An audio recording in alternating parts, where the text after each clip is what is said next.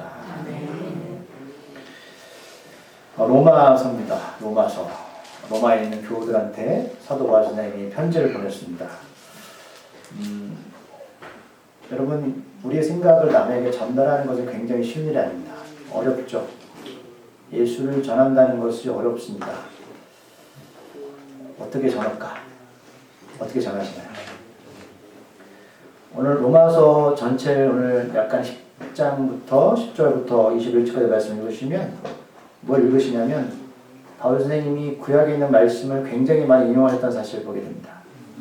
왜 그랬을까요?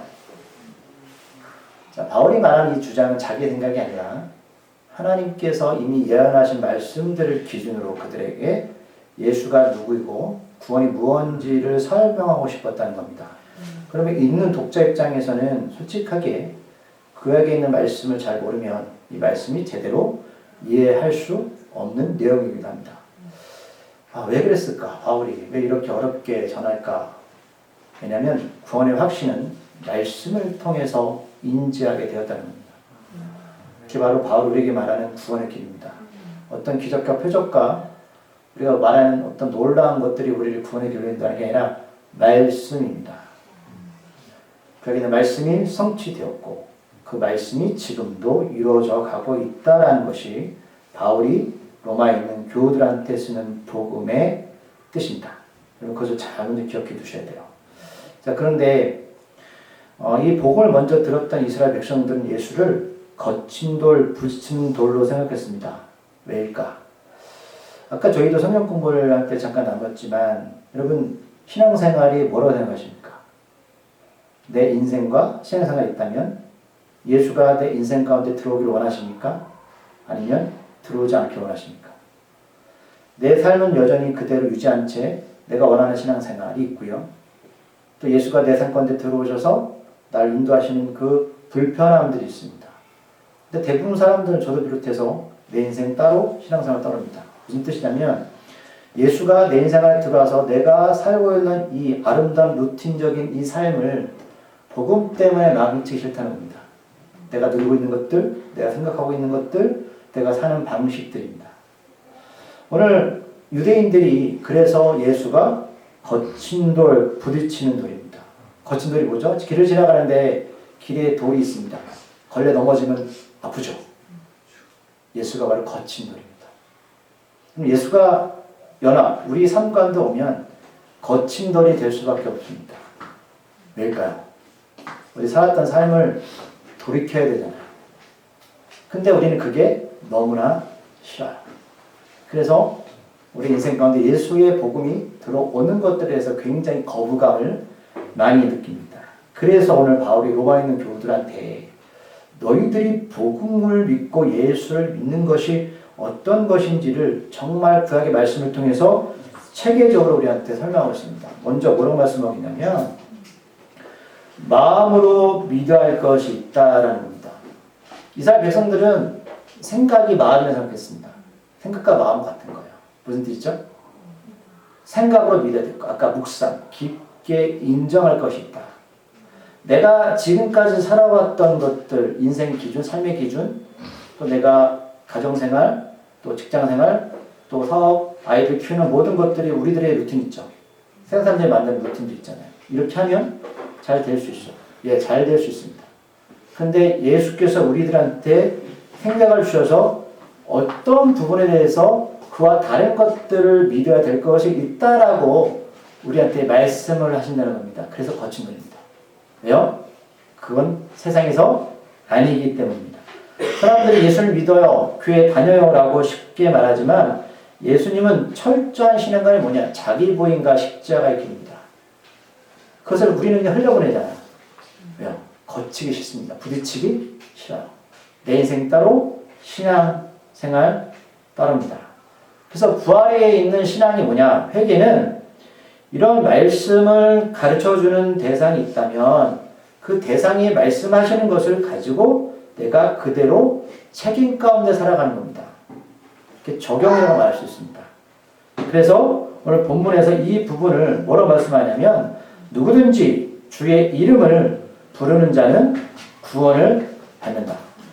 누구든지 모든 자들, 우리 형편은 관계없습니다. 그가 많이 배웠든 적게 배웠든 잘 살든 못 살든 어떤 민족이든 관계가 없는데 예수의 이름을 부르는 자. 예수의 이름이 어떤 뜻입니까? 십자가의 죽음과 부활입니다. 그것을 부른다는 것은 간절함입니다. 십자가의 죽음과 부활 사건이 우리 삶 가운데 들어와서 그것을 간절하게 찾는 자들, 이들이 바로 구원을 받는다 합니다. 왜 간절함이 있을까요? 이들은 영생이라는 소망이 있기 때문입니다. 영생이라는 소망이 없는 삶과 영생이라는 소망이 있는 삶은 분명히 삶은 같을까요? 다를까요? 다르죠. 그래서 이게 없는 사람들은 삶의 방식이 다릅니다. 교회 다녀도 입으로는 예수를 믿는다고 하지만 그들이 추구하는 목적성과 방향성은 다를 수밖에 없습니다. 그래서 오늘 발 선생님은 오늘 전체적인 구절 안에서 그 말씀을 누구든지 예수가 누구인지를 아는 자들은 그분을 간절하게 찾게 될 것이다 라는 겁니다. 그래서 하나님 앞에 섰을 때에 핑계를 댈 수 없다. 오늘 본문 10절에서 다시 한번 강조하십니다. 읽어볼까요? 사람이 마음으로 믿어 위에 이르고 입으로 시인하여 구원에 이르니라. 자, 마음, 생각. 이가 뭐냐면, 여러분, 이건 어려운 말이 아닌데 사람들이 굉장히 어렵다고 생각하는데, 이가 뭐냐면 예수가 나의 삶의 주님이다라는 사실을 깊게 생각하는 사람입니다. 그리고 거기서 끝나지 않고 이것을 입으로 고백하는 사람들. 그러니까 뭐 입으로 나는 교회 다녀 이게 아니라 그 예수님 십자가의 죽음과 부활 사건이 내가 깊게 고찰하고 그것들이 삶을 통해서 고백되어지는 삶을 말하는 것. 내 삶의 주인은 누구시다? 예수 그리스도. 이거예요. 여러분 교회 나오는 게 아니에요. 저들 강조하지만. 그래서 11절에서 그래서 누구든지 이런 자들은 어떻게 해요? 예수를 믿는 자들은 부끄러움을 당하지 않을 것이다. 로마서 전에 9장 33절에도 똑같이 말씀했어요. 그를 믿는 자들은 어떻게 해요? 부끄러움을 당하지 않을 것이다. 인생에서 부끄러움이 뭐죠? 가난, 질병, 연약함.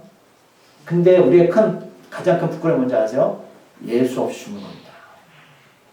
바울이 예수 믿고 나서 많은 부끄러움을 당했죠. 많은 부끄러움을 당했습니다. 예수가 내 사건을 들은 그 순간에. 그런데 오늘 바울 선생님은 하나님 앞에 섰을 때에 예수를 간절하게 부르는 자는 결코 부끄러움을 당하지 않는다고 말씀하고 있습니다. 10절에 보면 10장 10절 유대인이나 헬라인이나 차별이 없다. 한 분이신 주님께서 모든 사람의 주가 되었다. 이거는 주인 되셨다는 건데 2000년 전에 이것은 그냥 쉽게 말하는 게 아니에요. 로마 황제가 유일하게 주입니다.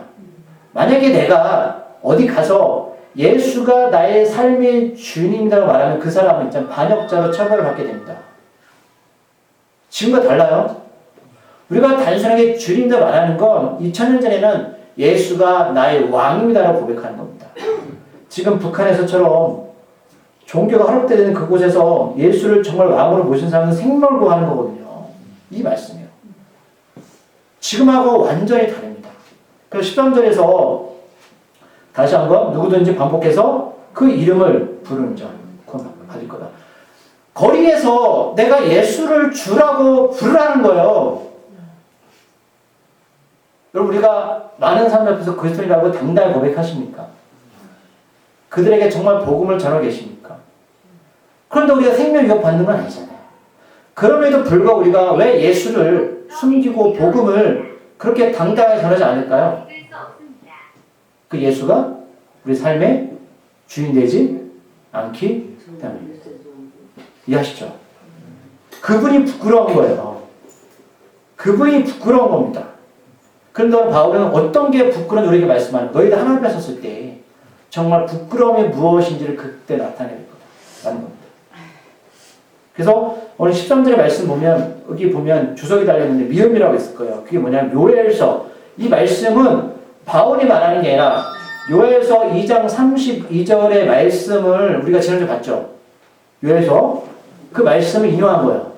사도행전 이 말씀을 인용했거든요. 근데 왜 굳이 계속 요엘서를 인용할까? 요한복음이 요엘서가 기록되어 있잖아요. 요한이 기록했고 로마서는 바울이 기록했는데 왜 요엘서를 이렇게 둘 다 공통적으로 인용할까? 말씀드리지만 마지막 때에 대해서 말씀하는 겁니다. 요엘서는 경제적 어려움이 이 땅에 올 거고 그때 성령의 역사가 강력하게 일어날 거다. 근데 놀라운 건 그때 어려움에도 불구하고 많은 사람들이 예수를 간절하게 찾는 자들이 더 일어나게 될 것이다.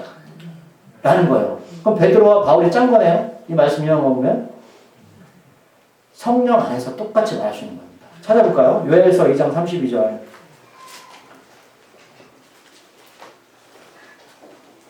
요엘서 2장 32절 말씀.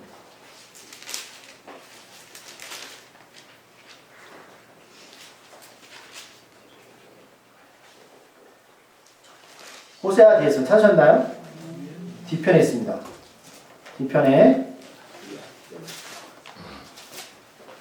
호세아라고 해서 호자가 요엘서는 1273쪽 정도 됐습니다. 요엘서 2장 31절 읽어보실까요? 자, 누구든지 여호와의 이름을 부르는 자는 구원을 받으리니 이는 나 여호와의 말대로 시온산과 예루살렘에서 피할 자가 있을 것이며 남은 자 중에서 나 여호와의 부름을 받을 자가 있을 것이다. 아멘. 물론 이거는 이스라엘 백성 역사를 말하지만 이게 마지막 때에 말씀하는 겁니다. 마지막 때에 되면 오직 예수의 이름을 부르는 자만 구원을 받는 거예요. 여러분 예수를 십자가 죽음과 부활 사건을 영접받은 사람, 성령 받은 사람을 말하는 거예요. 이는 하나님의 말씀대로 시온은 성전에 있는 그곳 예루살렘에서 피할 자가 있을 것이다. 하나님의 심판 때에 구원을 받을 자가 있을 것이다. 남은 자 중에서 나 여호와의 부름을 받을 자가 있을 것이다. 이 말씀을 지금 바울이 로마 10장 10절에서 여호와라는 말씀을 주라는 예수라는 이름을 덧붙여서 인용한 말씀이라는 거예요. 결국은 마지막 때 예수를 부르는 자들이 구원을 받게 될 것이다. 그러면 이 약속이 무엇일까? 예수를 손 높여 부르는 게 뭘까? 우리 지난주 말씀이요. 사도행전 2장 21절. 사도행전 2장 21절. 그 예수를 어떤 사람들이 높이 부를까? 지난주 말씀 똑같이 얘기합니다. 사도행전도. 자, 2장 21절 찾았나요? 시작. 누구든지 주의 이름을 부르는 자는 구원을 받으리라. 사도행전도 바울을 기록했고요. 로마서도 바울을 기록했습니다. 바울은 이 말씀을 계속 요엘서를 인용하면서 말씀하시죠. 이게 뭐냐면 앞에 보면 우리가 읽었던 지난주 성령입니다. 예수를 영접한 십자가 죽음과 부활 사건을 연합된 자들이 성령 받고 그들이 예수 이름을 높게 부를 때입니다. 다 연결이 되시죠. 그러니까 오늘 바울은 로마에 있는 교회들한테 구약에 있는 요엘서를 인용하면서 이 말씀을 하는 거예요. 그러니까 핵심이 뭐냐면 마지막 때 하나님께 부어주실 성령입니다. 성령의 역사 없이는 결국 사람이 입으로 예수님을 주인이라고 말할 수가 없습니다. 그리고 부활의 소망이 없습니다.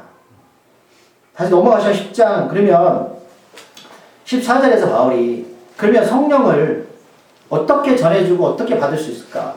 어떤 자들이 받느냐라는 부분을 14절에서 세 가지를 말씀하신 첫 번째는 그들이 믿지 아니하는 일을 어찌 부리리요. 사실 2000년 전에는 여러분 예수를 왕이라고 이렇게 고백하는 건 죽음이죠. 예. 그러니까 그 성령의 역사이기 때문에 목숨 앞에서도 예수가 나의 삶의 주인이라고 고백했다는 겁니다. 생명 앞에서도. 두 번째는 듣지도 못한 일을 어찌 믿으려. 그러면 예수님을 우리가 구원자라고 고백하는 건 누군가로부터 복음을 들었기 때문 맞습니까? 여기 계신 분들 중에 누군가로부터 복음을 들었기 때문에 이 자리에 있는 거잖아요. 2000년 전 인쇄술이 발달되지 않아서 입으로 구두로 다 정했단 말입니다. 지금이야 우리가 여러 가지 방법을 할 수 있지만 내가 사람을 만나서 2000년 전에는 말로 하지 않으면 누구도 복음을 들을 수 없었다. 무슨 뜻이죠? 예수를 주로 영접한 사람들은 뭐냐면 그 복음을 전하는 자가 된다는 거죠. 그게 성령의 역사입니다. 성령 받은 사람들. 왜요? 나도 그걸 통해서 구원 받았기 때문입니다. 다양한 방법으로 지금 복음을 전할 수 있지만 결론적으로는 복음의 생명을 아는 자들은 지금 이 시대 때 어떤 방법을 통해서 또 누군가에게 생명의 말씀을 성령 역사를 통해서 전하게 된다. 그러니까 지금 바울이 로마에 있는 교우들한테 그 얘기하는 거예요. 너희들이 할 게 뭐다? 너희들이 복음을 들었다면 그 복음의 생명을 전해라. 그건 성령의 역사다. 세 번째는 전파하는 자가 없이 어찌 들으리요. 반드시 복음은 누군가 또 비슷하지만 전해야 되는데 핵심 본질도 하나님이시다라는 겁니다. 성령은 우리 힘으로 움직이는 게 아니잖아요. 성령께서 너희들을 누군가에게 보내고 누군가에게 전하게 만들 것이다 라는 겁니다.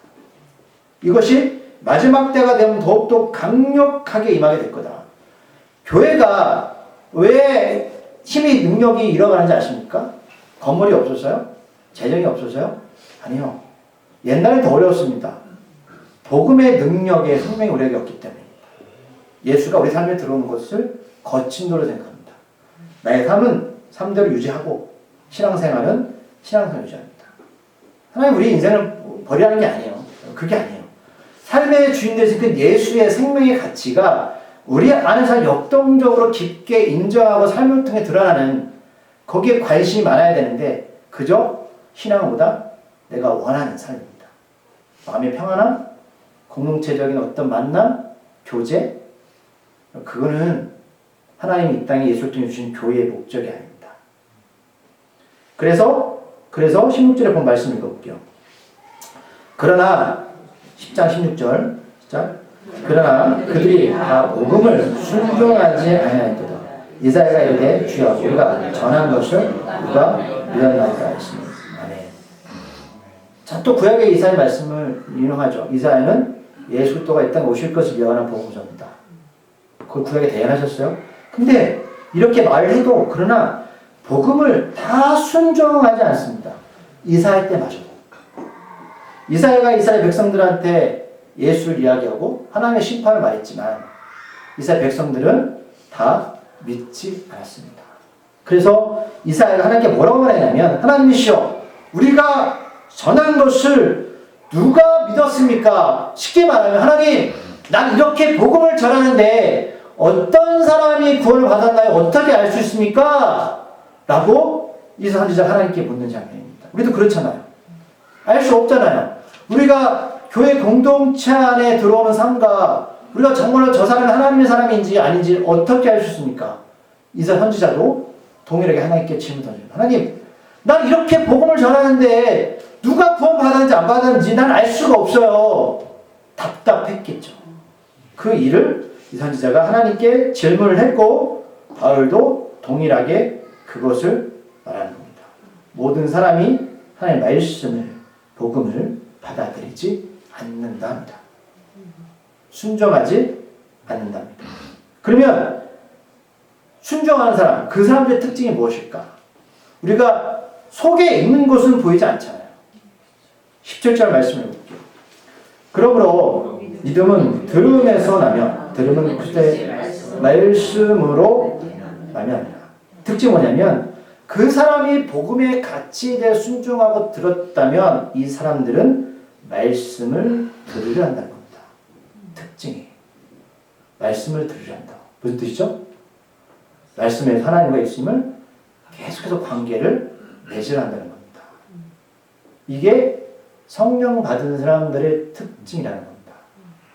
갈급하다는 거죠. 하나님 어떤 분이시고 하나님 나에게 어떤 계획과 뜻이 있는지를 다른 것이 아니라 순종하는 마음으로 하나님의 말씀이지만 옛날에는 말씀을 들을 수밖에 없었잖아요. 근데 지금 어떡합니까? 볼 수도 있고 들을 수도 있고 여러 가지 방법을 할 수 있습니다. 계속 찾는다는 겁니다. 그러면 2000년 전에 또는 이스라엘 살던 시대는 사람들이 지금보다 덜 분주했습니까? 덜 바빴습니까? 잘 생각해 보세요. 우리의 바쁨과 분주함이 어디에서 나오는 건가요? 각자 생각해 보시기 바랍니다. 그것들 도대체 어디서 출발하는 건가요? 먹고 사는 문제 맞습니다. 그런데 하나님 그걸 뭐라고 하시는 게 아닙니다. 더 깊게 들어가 보십시오. 어떤 것이 나를, 우리 인생을 잡고 있는가? 거기에 답이 나와 있는 겁니다. 그래서 안 되는 거죠. 자, 율법을 듣고 지키는 것이 아니고요. 율법의 주인공 예수님의 삶을 받아들이고 함께하는 삶을 살도록 말씀 안에 자꾸만 의지하는 거죠. 내가 주인 되는 게 아니라. 이것들을 성령 받은 사람들은 복음을 듣고 나서 계속해서 진행형으로 가고 있다라는 사실입니다. 자, 18절 말씀 읽어볼게요. 그러나 내가 말하니 그들이 듣지 아니하느냐? 그렇지 아니하냐. 그 소리가 온 땅에 퍼졌고 그 말씀이 땅끝까지 이르렀도다 하니라. 이게 무슨 뜻이냐면 어떤 사람들이 봅니다. 나는 복음을 들은 적이 없어서 예수를 믿지 못했다라고 말합니다. 여러분 이거 하나님 앞에 통할 것 같으세요? 오늘 18절에서 또 말씀 인용하죠. 시편의 말씀.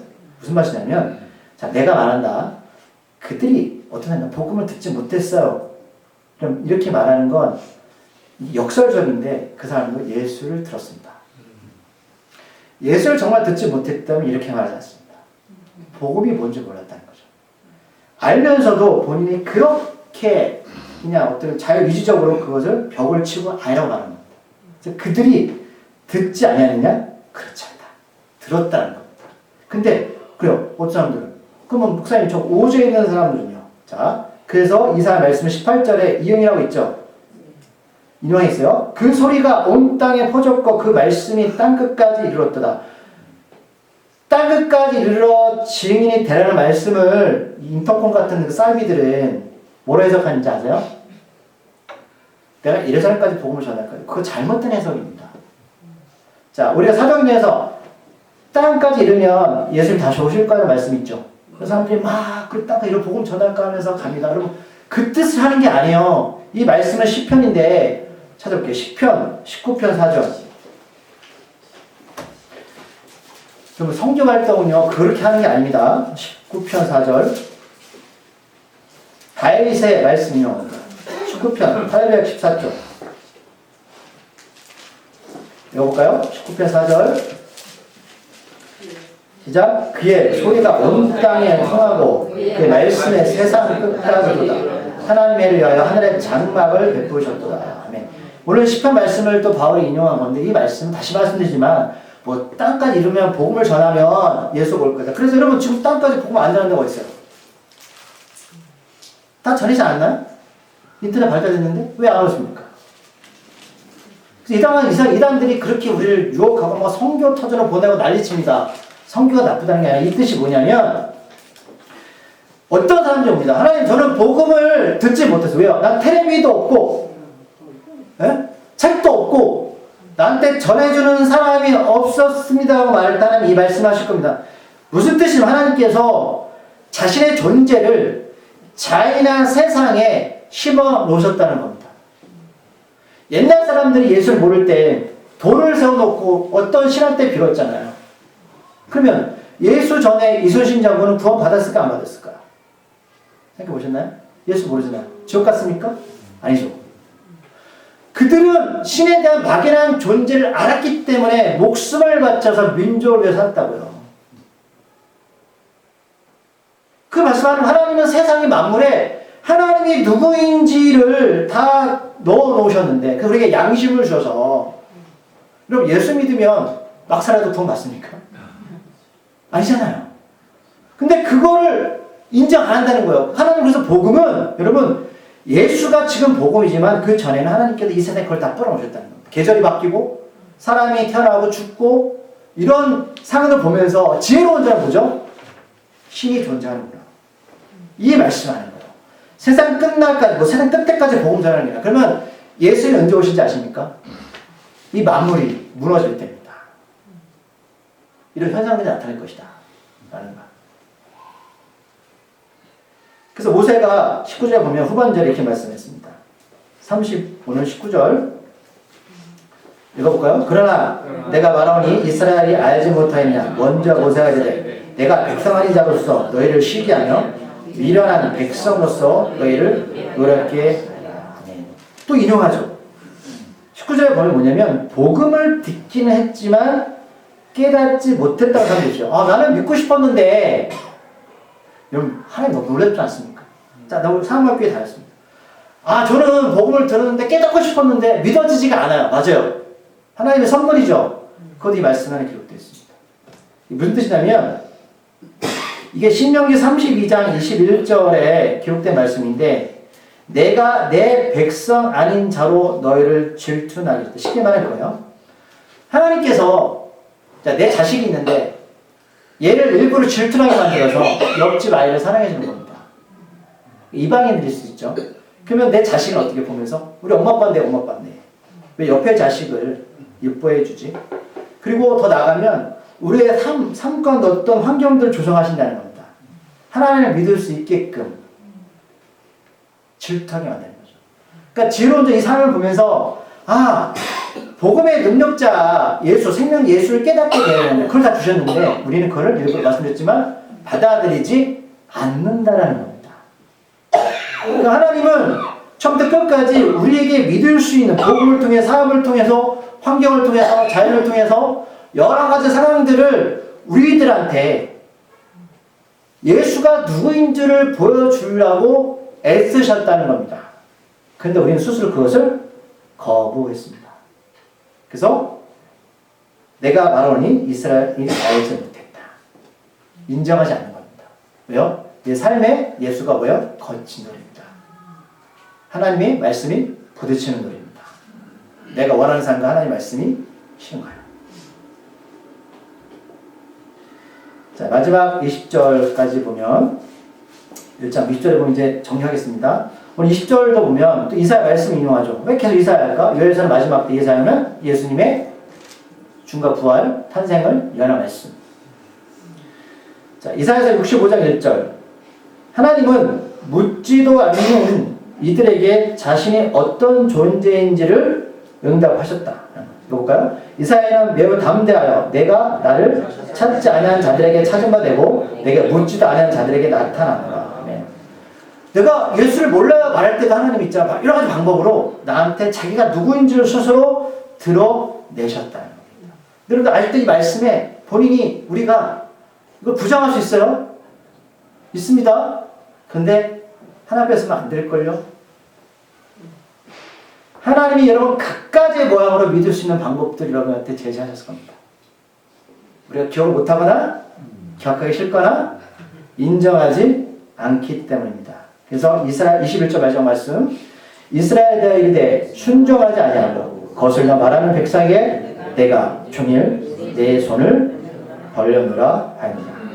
자기가 옳은 대로 맞다고 생각하는 그들에게 하나님은 끊임없이 어떻게요? 손을 벌려서 제발 예수를 믿어 라고 계속 하나님은 어떻게요? 터치하신다는 겁니다. 버린 게 아니고 계속해서 하나님의 방법으로. 그런데 우리가 하나님 앞에 섰을 때 이거를 부정할 수 있을까요? 할 수가 없습니다. 결국 심판은 여러분 하나님이 원하신 것이 아닙니다. 하나님 우리가 다 구원받기를 원하십니다. 그래서 누구든지 진정한 회개를 통해서 예수님의 이름을 입으로 시인하고 마음으로 부활을 믿으면 구원받습니다. 예수와 연합된 삶 이거죠. 이게 바로 진정한 회개입니다. 이것을 바울은 로마에 있는 로마 교회 공동체한테 말해주고 싶었던 거예요. 그러면 우리한테 동일하지 않겠습니까? 동일하지 않겠습니까? 예수가 정말 우리들의 삶의 주님 되신 맞습니까? 광야된 인생 가운데 주께서 우리를 인도하시는 대로 믿음으로 순종하며 그 길을 담대하게 갈 수 있는 사람들. 나의 삶, 나의 인생도 중요하지만 하나님께서 나에게 주시는 사명이라면 그 길을 아멘하고 갈 수 있는 사람들. 그게 바로 자기 부인의 십자가의 길을 하는 하나님의 사람들입니다. 그걸 말해주고 싶었던 거예요. 네, 기도하시겠습니다.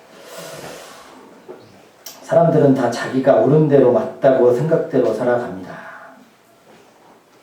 그게 우리의 본성이고 죄성입니다. 예수의 이름을 부른다는 건 그분이 우리 삶의 주인 되심을 고백하고 삶으로 드러내는 것입니다. 하나님은 사람을 통해서, 자연의 만물을 통해서, 환경을 통해서 하나님이 누구인지를 우리들에게 말씀하십니다. 지금도 일하십니다. 근데 우리는 그것을 거부합니다. 때로 아닌 것처럼 생각합니다. 때는 그것이 긴 것처럼 말하지만 나의 인생에 예수가 들어오는 것에 대해서 거친 걸, 부신 걸로 부담스러워합니다. 주께서는 부활되셔서 삼관도 오셨고 이제는 내가 사는 것이 아니오 내 안에 예수께서 사신다는 그 바울의 고백은 바울만의 고백이 아닙니다. 내가 주께서 부르시는 그날까지 살아가는 이유는 오직 예수를 위해 살아가는 겁니다. 복음, 생명입니다. 이 가치를 알게 해 주시옵소서. 내가 원하는 인생, 신앙생활, 이거 같이 갈 수 없습니다. 예수가 우리 안에 들어오면 당연히 좌절하고 갈등하고 깊게 고민하게 됩니다. 그리고 우리는 선택하게 됩니다. 아버지께서 우리를 삶을 인도하셨으니 아버지께서 가장 좋은 방법으로 우리를 인도하실 줄 믿습니다. 광야에 40년 동안 그들이 살았던 그 삶은 고되고 벅차고 때로는 눈물 흘리고 애통하는 삶이었지 모르지만 애통하는 자는 바로 하나님 나라를 볼 수 있음을 우리들에게 말씀하고 있습니다. 주여 그 길을 함께 가는 자 되게 하여 주시옵소서. 우리가 종교인이 아닌 소망합니다. 예수와 연합된 자, 예수와 함께 회개하는 자, 그 길을 가게 하여 주시옵소서. 예수님의 이름으로 기도드립니다.